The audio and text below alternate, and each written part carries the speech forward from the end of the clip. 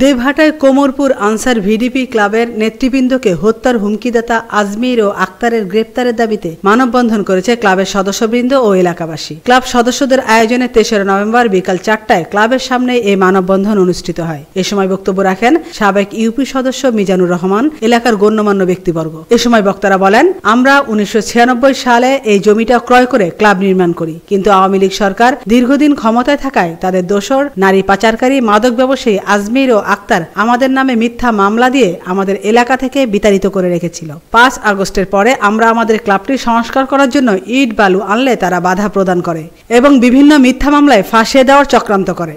আমরা যদি এখানে আসি ক্লাব সংস্কার করতে, তবে আমাদেরকে হত্যা করবে বলে হুমকি দেয়। আমরা চাই যারা আমাদের ক্লাব এতদিন অবৈধভাবে দখল করে আছে ও আমাদেরকে হুমকি দিচ্ছে, তাদেরকে আইনের আওতায় এনে যথাযথ ব্যবস্থা গ্রহণ করা হোক।